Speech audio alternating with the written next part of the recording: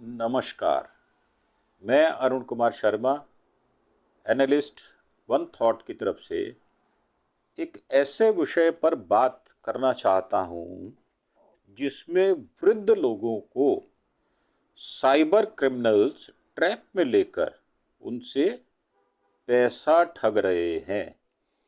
जो अभी हाल ही में एक केस प्रकाश में आया है, मैं उसके विषय में बात करना चाहता हूं। चंडीगढ़ में एक रिटायर्ड कर्नल साहब रहते हैं। उनसे साइबर क्रिमिनल्स ने 10 दिन तक उनको डिजिटल अरेस्ट जो है वो रखा। किस मामले में? देशद्रोह के मामले में, जबकि जो कर्नल साहब हैं वो मिलिट्री में थे। तो इसके विषय में हम बात करेंगे। तो रिटायर्ड कर्नल साहब से 3,40,40,00,000 रुपया ठग लिया गया। क्या कहकर? देशद्रोह का डर दिखाकर 10 दिन तक उनको डिजिटली अरेस्ट रखा गया। और जो एसपी साहब थे, एसपी जो हैं, वो बोली कि आरोपी को डर बना रहे थे हथियार का। रिटायर्ड कर्नल जो हैं ये दिलीप वाजवा हैं इनका नाम। अब सेक्टर 2 के ये निवासी हैं, रिटायर्ड कर्नल हैं। फर्जी प्रवर्तन निर्देशालय अर्थात ईडी के अधिकारी बनकर देशद्रोह में फंसाने का डर दिखाया गया और 3,40,00,000 रुपए ठगने का ये मामला सामने आया है। ठगों ने उन्हें 10 दिन तक हाउस अरेस्ट करके रखा और परिवार की हत्या की धमकी देकर रकम ट्रांसफर करवा ली। पीड़ित ने सेक्टर 17 साइबर थाने में शिकायत देकर केस दर्ज करवाया है। वहीं आज एसपी गीतांजलि खंडेलवाल ने कहा है कि आरोपी डर को ही हथियार बनाकर ठग रहे हैं। ये जो कर्नल दिलीप सिंह वाजवा साहब हैं, इनके साथ ठगी की गई है। फर्जी ईडी अधिकारी बनकर डराया। कर्नल साहब जो बाजवा साहब हैं, उनको 18 मार्च को उन्होंने व्हाट्सएप पर कॉल आया, उनको कॉल किया गया, जिसमें बात करने वाले ने खुद को ईडी का बड़ा अधिकारी बताया। उसने कहा उनका कैनरा बैंक खाता मुंबई में मनी लॉन्ड्रिंग के केस में शामिल पाया गया है। ठगों ने दावा किया कि जेट एयरवेज के मालिक जो थे नरेश गोयल ने उनके नाम का इस्तेमाल किया और उन्हें फंसाया गया है।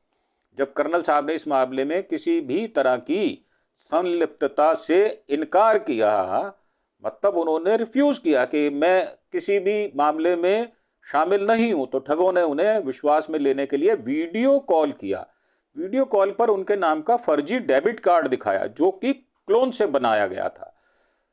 और इतना ही नहीं, व्हाट्सएप पर सुप्रीम कोर्ट के फर्जी आदेशों की कॉपी भी भेज दी गई उनको, जो कि पूरी तौर से फर्जी थी।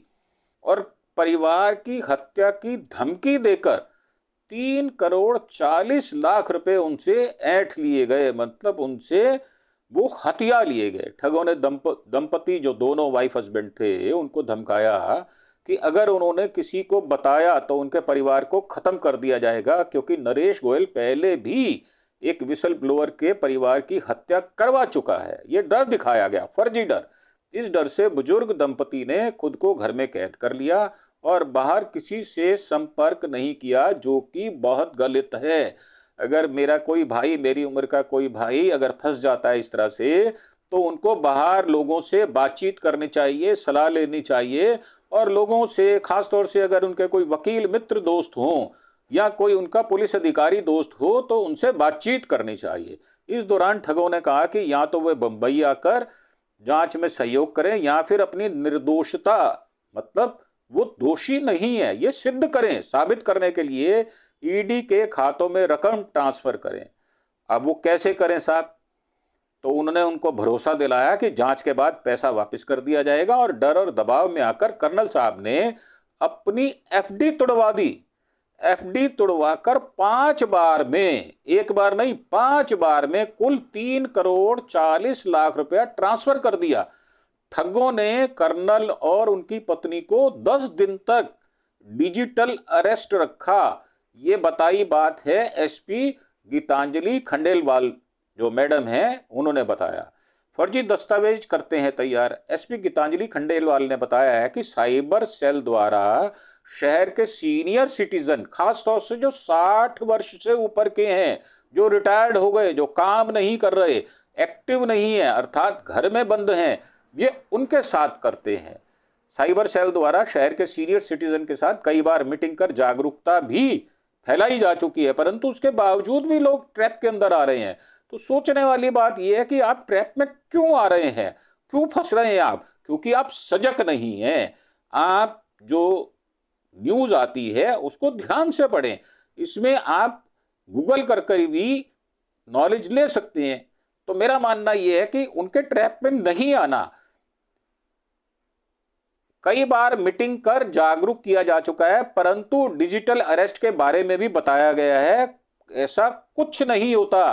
पूरे हिंदुस्तान में नहीं, पूरे संसार में डिजिटल अरेस्ट जैसी कोई बात नहीं होती। किसी को भी पुलिस किसी भी कॉन्स्टिट्यूशन के उसमें दायरे में ये नहीं आती।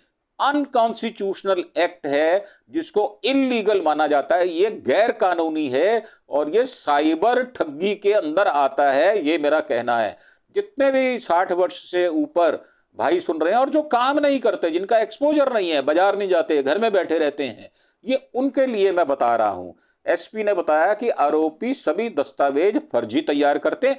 कोई भी उनका डॉक्यूमेंट लीगल नहीं होता, वो फर्जी डॉक्यूमेंट करते हैं और फर्जी कोर्ट भी बनाकर लोगों को डरा धमका कर पैसे ऐंठने का काम करते हैं।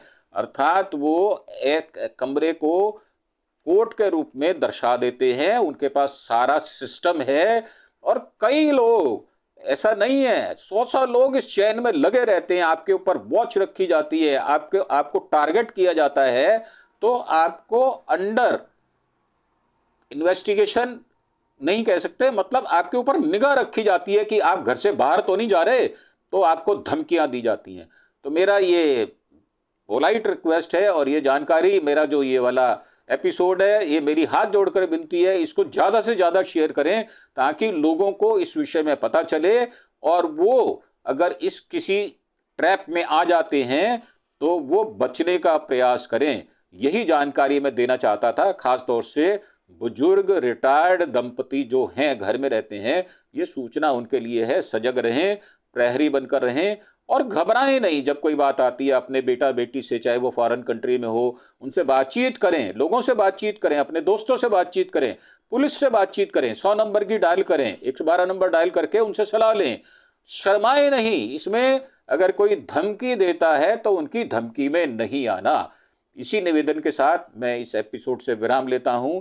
एक बार फिर से मैं आपको ये पोलाइट रिक्वेस्ट करता हूं कि मेरे इस चैनल अरुण के शर्मा एनालिस्ट वन थॉट को प्लीज़ प्लीज़ प्लीज़ इसको सब्सक्राइब करें, इसको लाइक करें और पर्टिकुलरली ये वाला जो मैंने एपिसोड किया इसको शेयर भी करें ताकि ज़्यादा से ज़्यादा लोगों तक ये पहुंचे। धन्यवाद। जय हिंद, जय भारत।